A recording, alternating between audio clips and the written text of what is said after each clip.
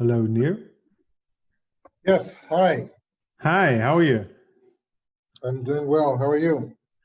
I'm all right. With the present situation, it's okay, I would say. How about you at your end? How is COVID treating you?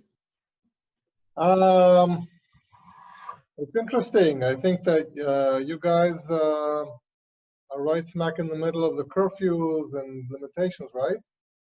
I think we're past that now.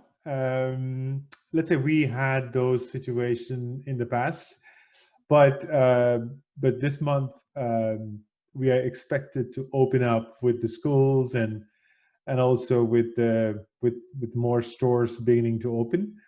I would say we are getting towards a point where we are getting back to our normal, but it's a new normal, of course. Yeah, So that's where we are at. yeah. I see. Now here it's almost everything has opened up. So it feels like it was a bad dream. Uh, obviously there's concerns. It's going to come back, second wave, all that stuff, but right now, I mean, almost everything is back to normal. Yeah, and what is the fear in people at the moment, and more in terms of are they skeptic enough? Like, okay, the second wave will come and we have to shut it down again. Is that the situation there? I think people are, most people don't think about tomorrow, right? I Yeah. think people we're tired being at home, and there's a feeling of, coming out of jail and um, enjoy life as much as we can because we haven't for the last, whatever, 2.5 months. So, yeah, so we'll see. People they aren't as careful as they should be. Yeah. There's some level, but people are supposed to wear masks in the streets. Some do, some don't. It's we'll see. I don't know. Wow, wow. Yeah, I mean I think it's a similar situation here as well. Even though officially we are supposed to wear mask at least in the public, but people, like you said, some people are doing it willingly, and some people are doing it out of being scared, and some people don't do it at all, right? So that's the same mixture of people we have here as well. But overall, like it's slightly better as far as the temperature is concerned. It's slightly warmer now, so people have more happy faces like on the streets. So that's also something new. So yeah, okay. So I would like to start our conversation around your background, if that's okay with you. Sure. So from what I read and heard and saw, I think it would be interesting to sort of learn a little bit on that perspective of your role in Google and so forth. So why don't you just give a little bit of background there as far as your involvement in creation of any product that at least we are aware of, or anything that we are not aware of. I would like to start from there. Sure. Yeah. So I spent a decade at Google, and so I had the opportunity to work on a lot of things in many different areas. Um, I started my tenure at Google with the mobile team, which does not exist anymore. But it was actually started a few months before I joined. Really, this was before smartphones, right? We're talking 2005. So yeah, it seems like ancient history, but um, so I was on the mobile team, and we worked really on our strategy. So I worked with Andy Rubin on the strategy for mobile. Right, he was heading the Android, which was our Google's big bet, which was being developed concurrently with Apple doing iPhone at the same time. We were actually working with Apple to help them with the iPhone launch. So it was interesting, because a lot of the iPhone services were Google-based, right, initially. So that was something that we were doing. I was focused on the strategy for mobile, beyond that. And so worked on, a lot of products that we moved to the mobile platform at the time, and how that's going to work and what that means in terms of users, etc. So this was early days, and I did that. I also worked on basically what today's OK Google. So I started that way back in 2005. At the time, it was really focused on standard calls, right, with the idea of people interacting with the phone. And it became, and then later on it morphed into this larger OK Google. So the whole technology around voice recognition was something that I basically started together with with a research scientist that we brought on board to help with that. So that was that, and then after 2 years, they actually set up the Israeli R&D center, and they asked me to come to Tel Aviv and help set that up. And so that's what I did after the mobile team. I basically joined the the founding team in Tel Aviv, and basically helped set up the whole R&D center here, and was involved in figuring out what the center is going to do, and starting all the new projects that we started in Tel Aviv, and all of that. Today it's a pretty big center. I don't know exactly how many people are here today, but it's close to, I think it's like 700, 800 people. Wow. Pretty big center, yeah. Yeah. So I did that, and then I took on a whole bunch of roles, but I guess just to skip that so we don't get to, I did so many things there. I led, so you mentioned products that you know of, right? Yeah, So yeah. Google Analytics. So Oh, I wow. headed Google Analytics for Europe and Middle East and Africa, and was also heading some aspects of Google Analytics. So everything that has to do with doing A/B testing and more complex testing was a whole product set that I basically introduced, and a whole bunch of other things. And then I led all of search advertising in Europe for Google, which basically included a whole bunch of features around search advertising that at the time when I led the team, it's actually the Western Europe was more sophisticated than the US in terms of usage of advertising on the web. And so I led a whole bunch of feature additions that basically we pushed from Europe globally, and obviously led responsibility for everything that was going on in Europe on the product side. At the time, it was about $10 billion business for us. It grew to 14 during my tenure there. I'm guessing it's probably around 20 today, if not more, for Europe alone. So I led all of that, and was responsible for a whole bunch of products there that we developed. And then the last role at Google, I was the general manager of a mobile payments solution that we had, which was an interesting role because Google traditionally you have product engineering, etc. This was a GM role, so pretty much it was a business unit that all reported into me, and so that was a really interesting role, and obviously helped prepare me to lead basically my own company. Right. And then so as soon as you left Google, did you start the new venture with Allegro AI, or like what was the starting point there? Yeah, I mean, I had made a decision to leave Google, and I basically, after being at Google, I mean, I threw some numbers out there, but when you're at Google and you're in senior roles, very difficult to find comparables Mhm. that are going to enable you to affect whether it's revenue or the number of users at the same scope that you did at Google. And so the challenge was, what am I going to do that's going to get me excited every morning? That's not going and doing the same thing at another big company. And to me, that was starting a startup. But it was important for me to look for something that was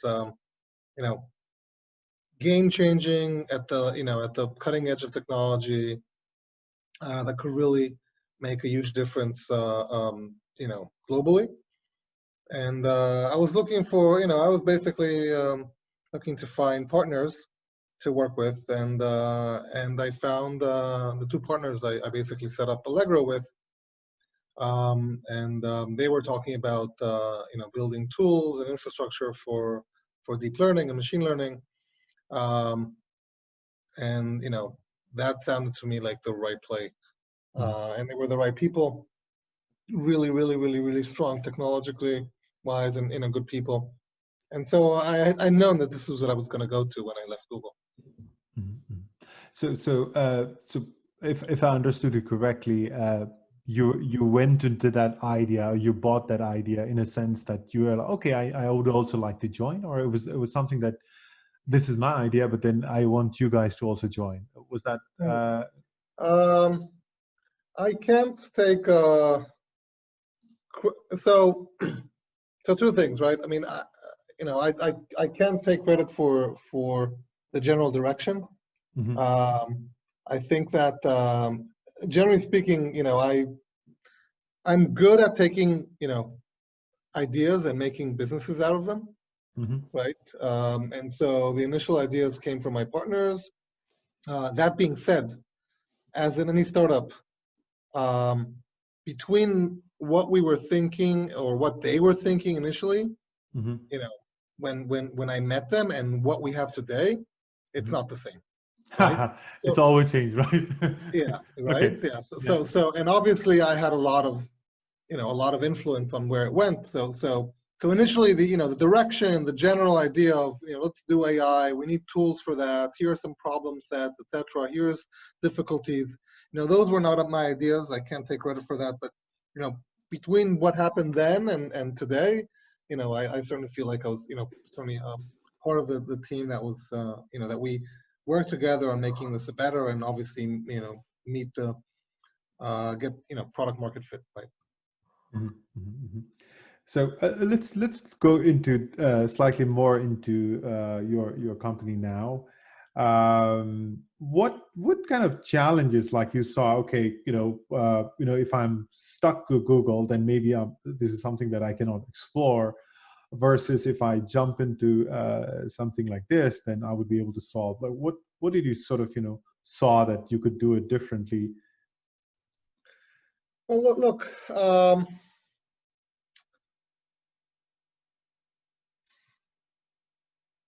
Managing large organizations within a large organization calls for a lot of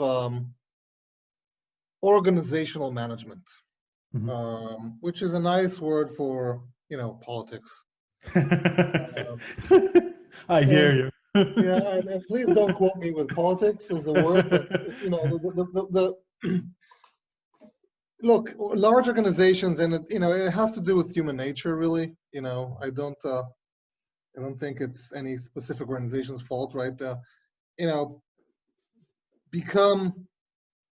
Becomes these big beasts that have a lot of different interests, and it becomes really difficult for large organizations to make sure that everyone is aligned and is working towards the larger common, goals and good of the company.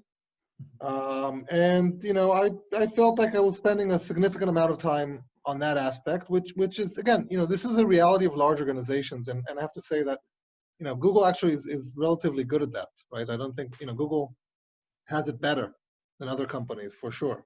But that that put a strain on me, and I felt like in order to affect innovation, there's a lot of stuff you have to do around it to gather support and allies and make sure that you're doing something within the context of the boundaries of what you're responsible for versus others, etc. And you know, that's a lot of energy. And again, don't get me wrong. If you do it if you're successful to do it within a large organization such as Google, then the leverage that you have is huge, right? Because once the organization is behind you, it's huge. The amount of resources you can put behind it, and so that's the I guess that's really the the sort of balance that you have to strike. And I felt like, you know what, I I enjoyed the leverage. I had to go through the organizational challenges, and now I feel like let's do something that's mine, that I can really affect innovation and creativity without having to go and convince a very large organization of why this makes sense. And be able to move much faster and more nimble. And yeah, I mean, the price you pay is that you're a very, very, very small fish in a large ocean. But it's yours, and I think it's the closest thing to having a child. I mean, I'm a father of 3, and obviously there's no, but this is you're nurturing your own creation, and it's mine together with my partners, just like your child would be yours with your wife. There's no beating that, right? I mean, it's and you're seeing a creation that happens, and it's immensely rewarding. And in a way, it's also the challenge, right? I mean, again, as I mentioned, you're a small fish, and if you're successful, then the emotional reward is amazing. I'm not talking about the financial reward. I was pretty good at Google. That was not the issue for me, really. It was about the emotional reward of really being able to build something from scratch and hopefully getting it to change the world, right? Nicely said.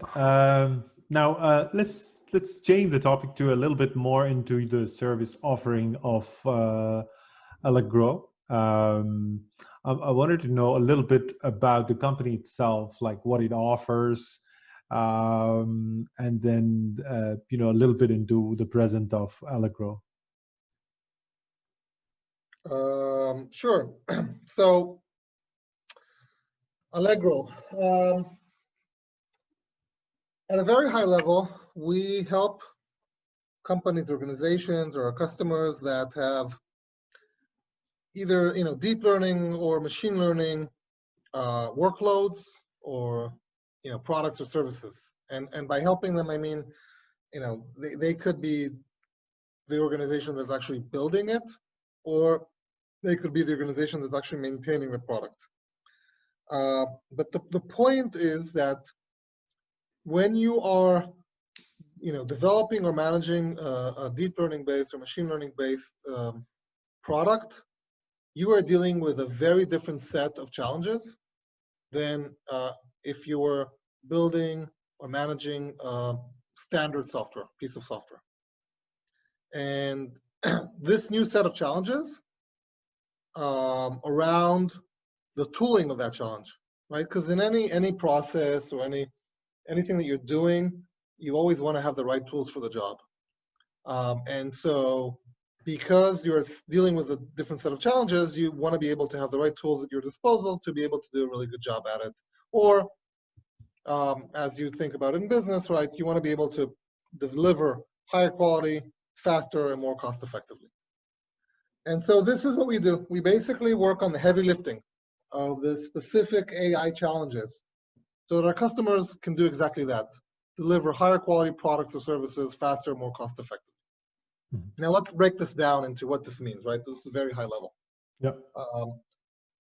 There are, so if you think about AI, first of all, why is it different? Well, traditional software, in a nutshell, is when you have engineers who basically design a flow to address a certain challenge or problem, right? So for example, if you want to, let's take an example from the world of computer vision, because it's actually kind of easy, but it could be anything. But if I wanted to identify a cat because everyone likes cats, then you basically had to have the engineers come up to figure out why is a cat different than something else, right? Maybe the color, the texture, the whatever, the size, and then they're going to build a mathematical model that represents a cat, and then they basically code it, right? They basically turn it into something that a machine understands. Whereas in deep learning or machine learning, what you're doing is you're saying, okay, I want this algorithm called the neural network to figure out for me, solve the problem for me, right? Why is that? Because there's a certain set of problems that neural networks tend to do a much better job than humans do. And again, computer vision is a great example because it's actually really easy to understand the challenge. We as humans find it very, very difficult, for example, to be able to say why a cat is different than something else. Intuitively, we can do that, right? We can say this is a cat and that's it. Once we saw a cat, we will be able to identify cats forever. But to put it into a mathematical model that the computer can actually use to do that is extremely difficult for us because there are so many variables that are very hard for us to verbalize or actually put into a mathematical formula. And there are also lots of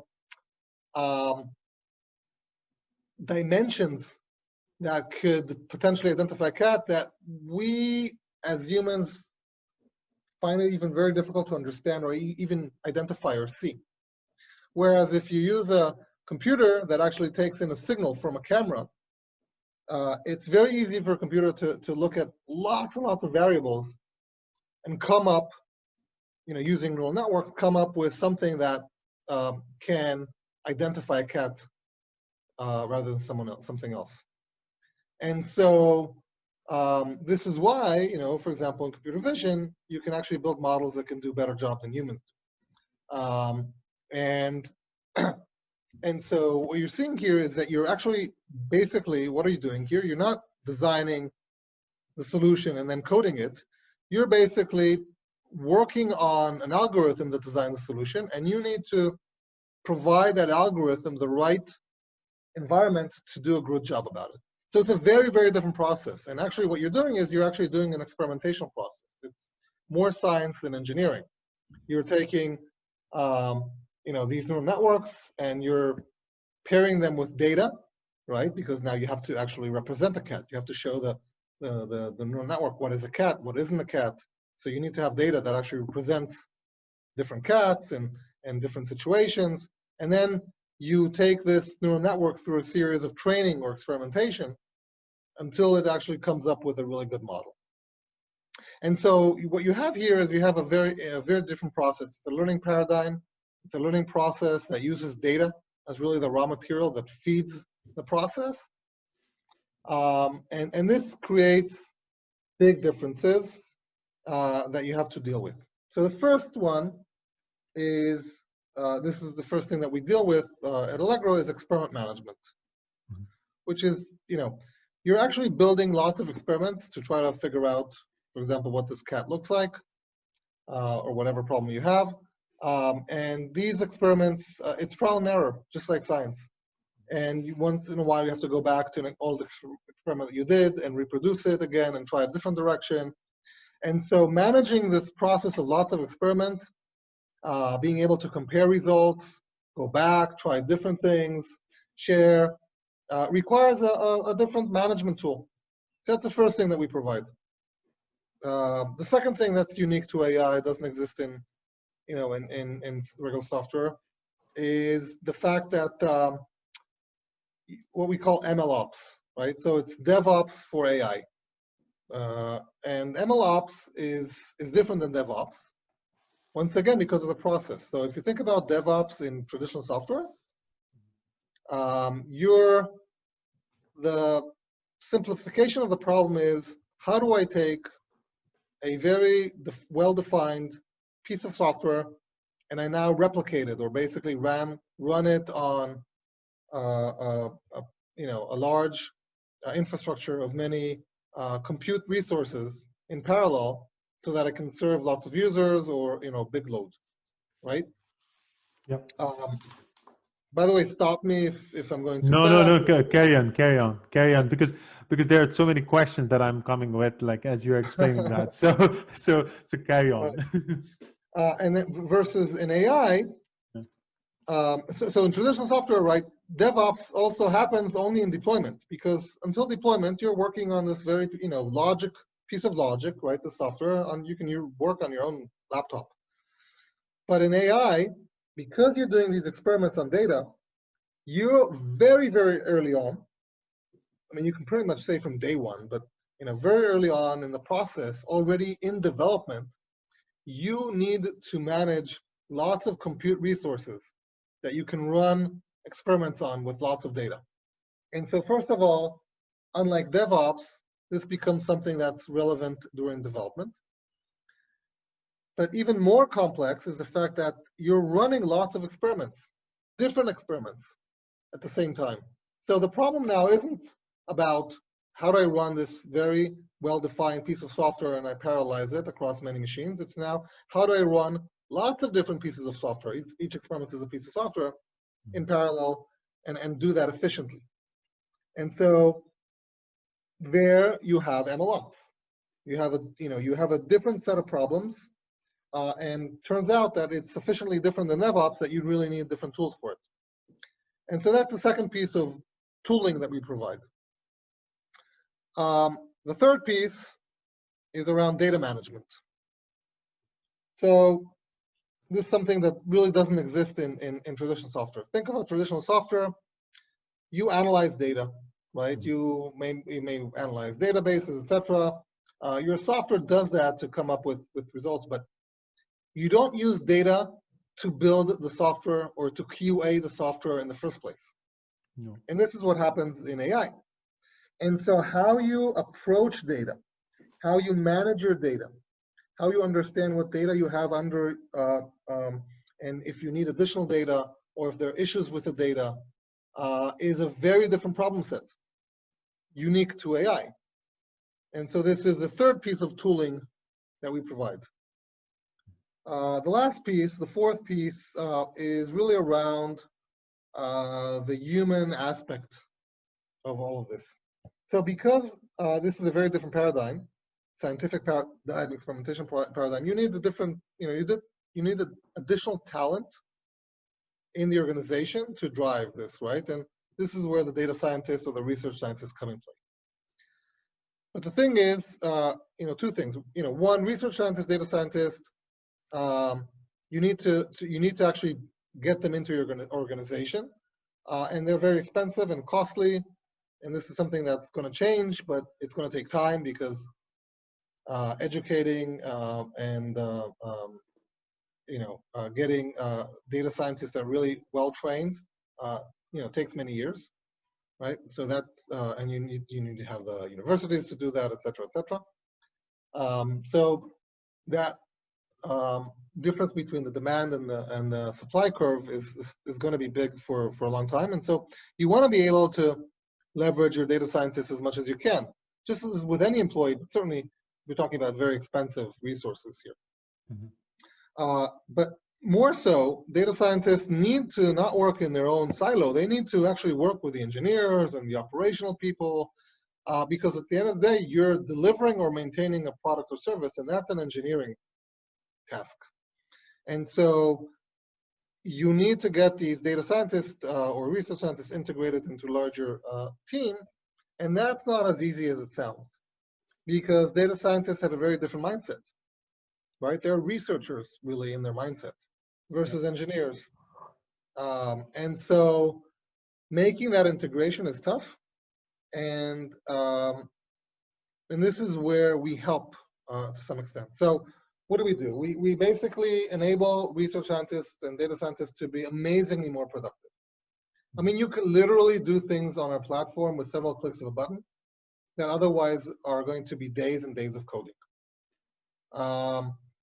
And also, we design the platform and tools in a way that research scientists can focus on the science and create, think of it as like containerized solutions that engineers can take and scale and deploy without having to understand what's inside the box. And so this makes the handover between science and engineering much, much, much more effective, and helps integrate the researchers as a productive part of a larger team, if that makes sense. Okay, okay. So you discussed about a few different things. One of the key aspects that you discussed is the or rather, I would say, the interesting bit, the engineering versus the data scientists working together without having to know about what's in the box. So how does that really work in a more practical terms? Okay, so if you think about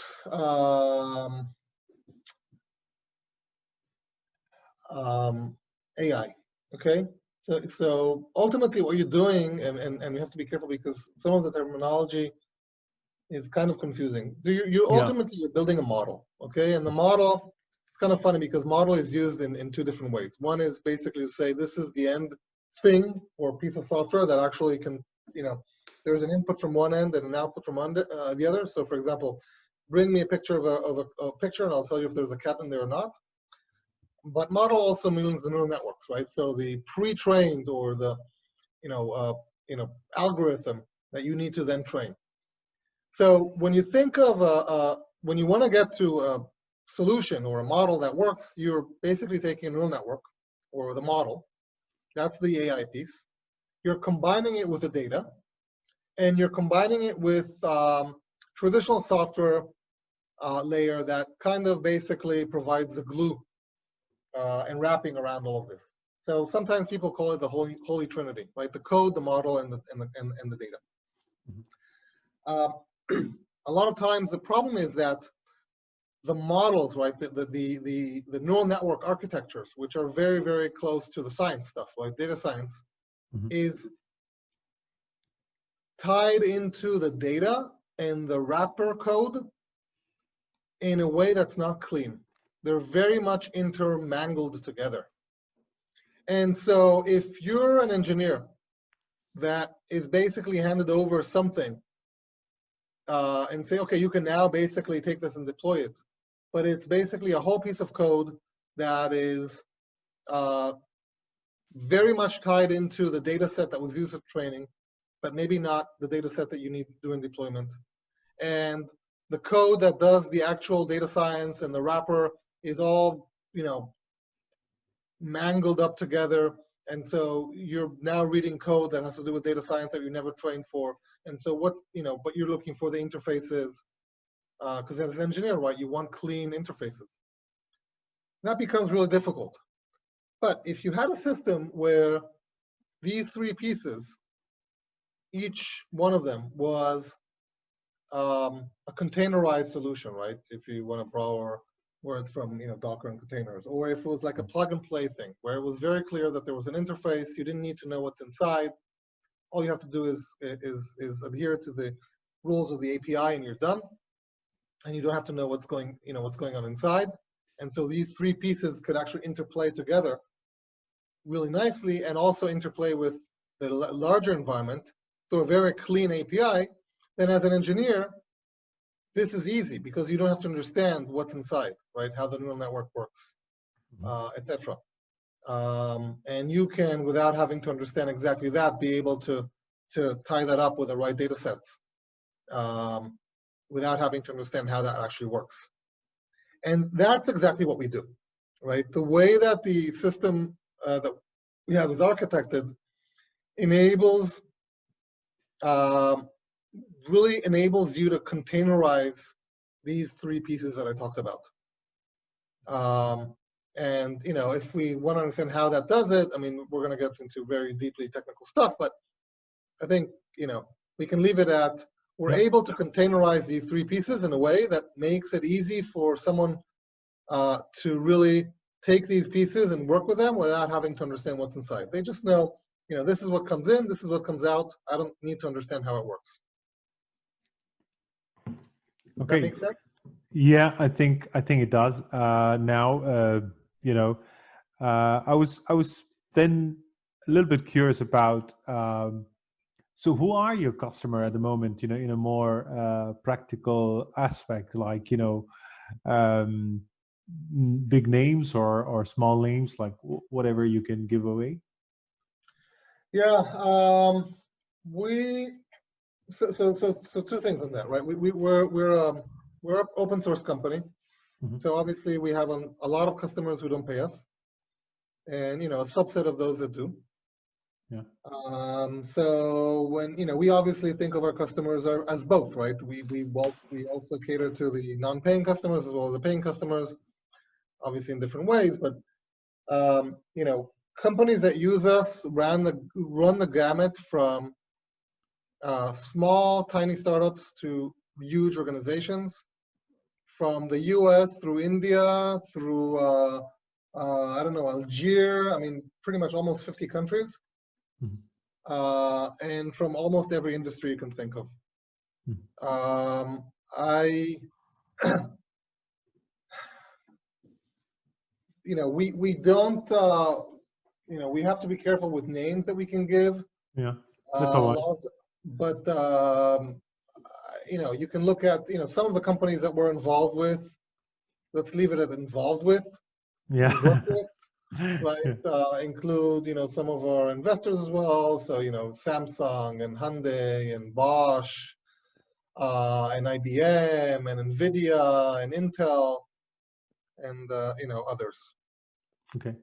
Okay. Philips, the medical company, others.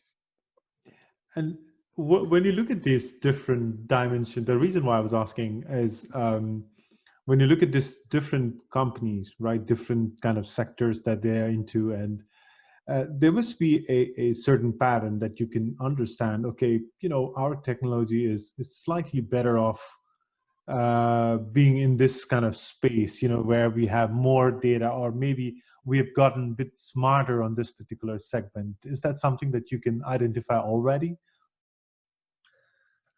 Um, so the answer is that there isn't any difference. I'll explain. Ah, okay.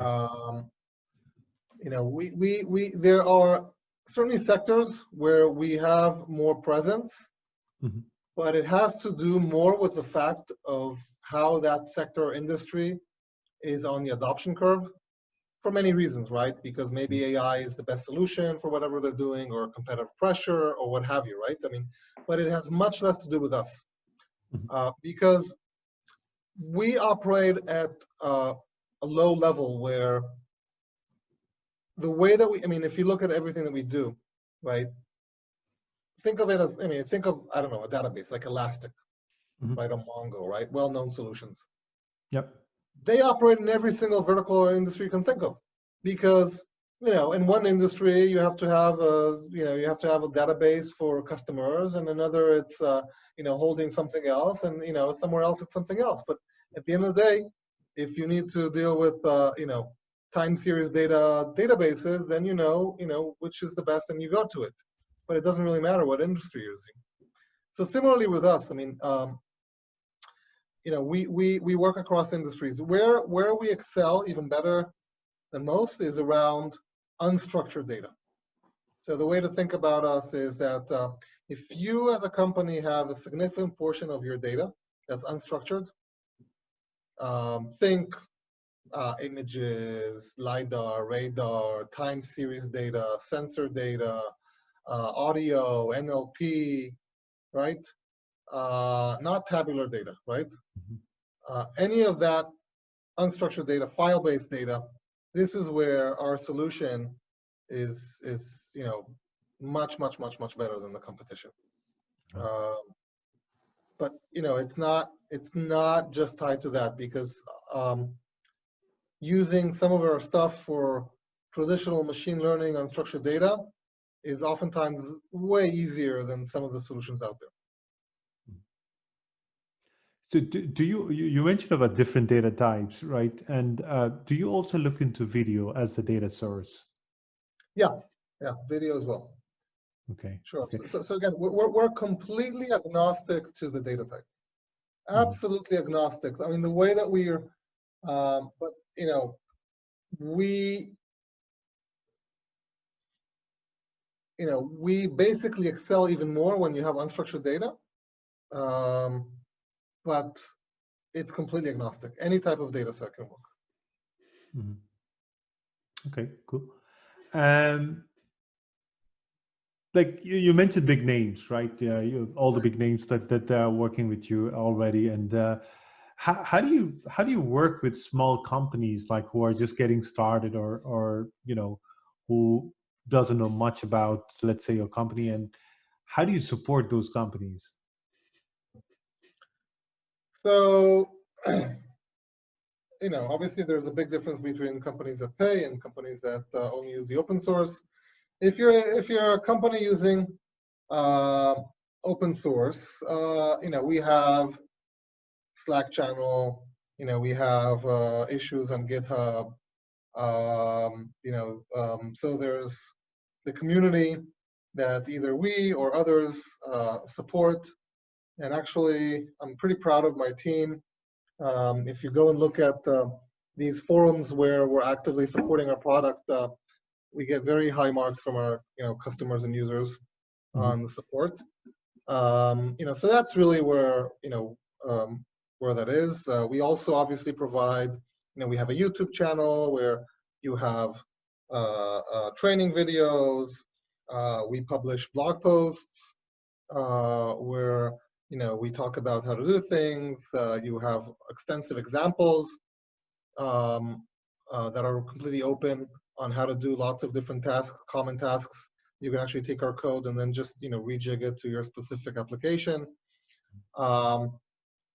For paying customers, obviously, they get a much more white glove service, and they can call us and email us, and we support them, and and sometimes we even help them build the data pipelines for them.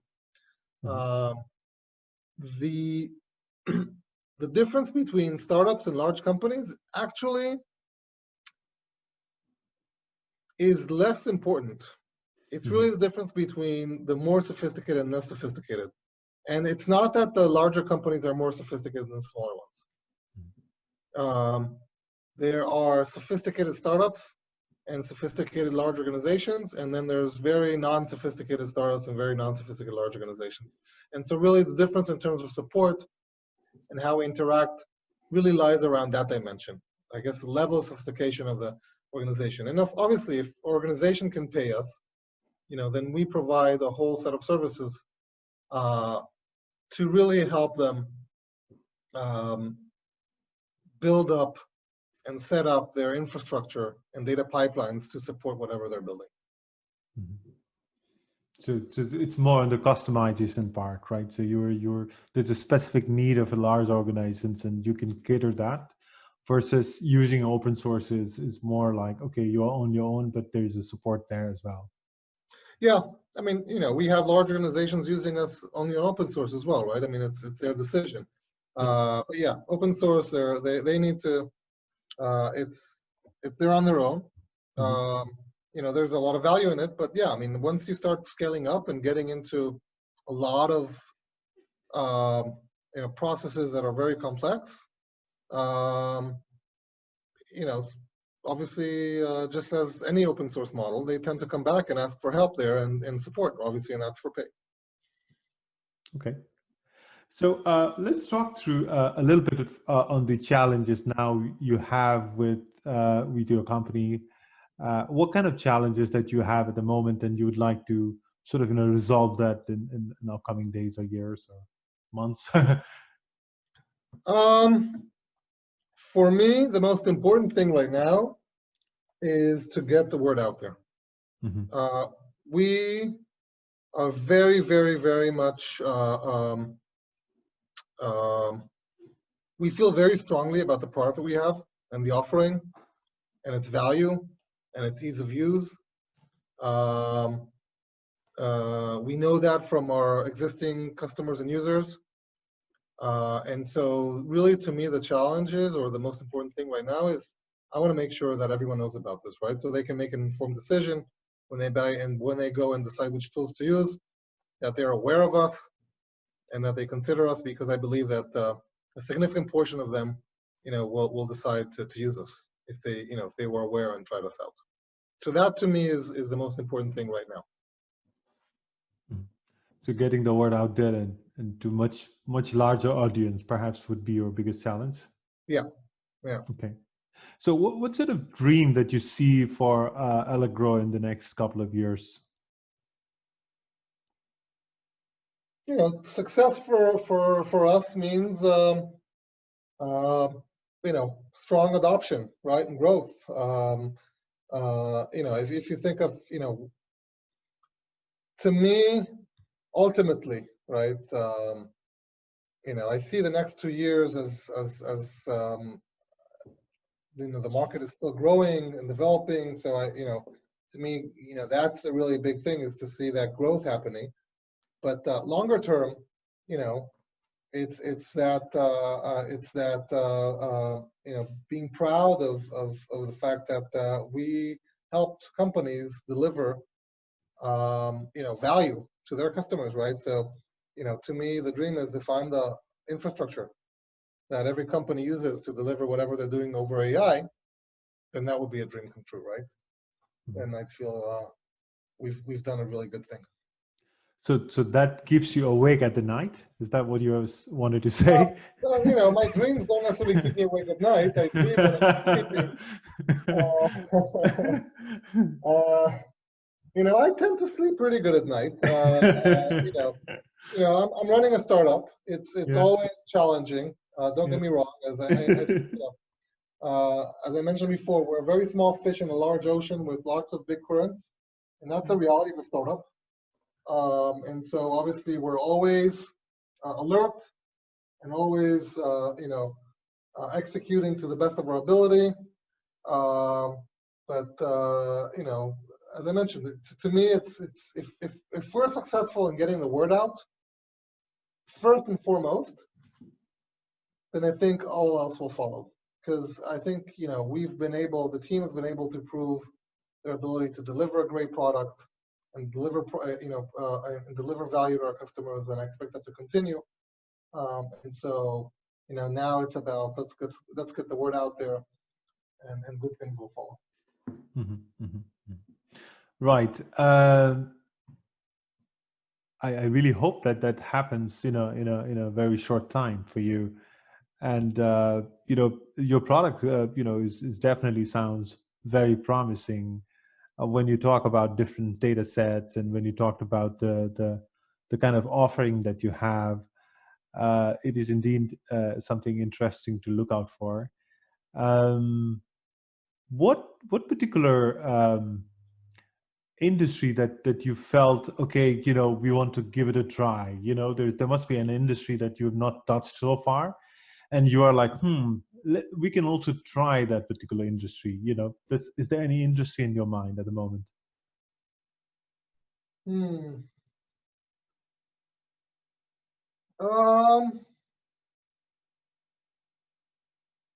Because this is coming from, there must be like, you would have already gotten into 10 different industry, right? So, and then you are like, okay, there must be an interesting challenge out there somewhere, in a specific industry. I don't know, chemical industry. Let's give an example of that, right? Yeah, and then you are like, okay, in this particular industry, there are a lot of challenges that perhaps we can solve better than the rest. And is there any particular industry that comes to your mind at the moment? Sorry to you don't have to answer if you don't want to. No. I mean, so it's really important that we don't really think about it in terms of an industry. Yeah. Certainly, had you asked me 2 years ago, I'd tell you, look, we need to be active in the automotive industry. Yeah. We already are. Had you asked me 2 years ago, I'd tell you we need to be active in the medical imaging industry, which we are. At this point in time, that's not the issue. To me, I think I'd love to, when we get to a lot of the stuff that we do is sophisticated, and I'd love to see more of our customers start using more of our sophisticated features. And to me that that to me is like really maybe analogous to what you're asking, which is I'd like to see people start using more of the advanced functionality that we have and see the value that they get out of it, in a much broader spectrum. That to me is more interesting than a specific industry. Yeah, because sometimes what I hear from entrepreneurs are like, okay, we want to go into that space because it has so much potential as such, right? So maybe the question is coming from that particular space, So yeah. Don't forget, I mean, we're a horizontal play, and so that's why that's less relevant for us. Yeah. Okay, Nir. I think that's pretty much it for today's session. I don't have more questions. Do you have any questions for me?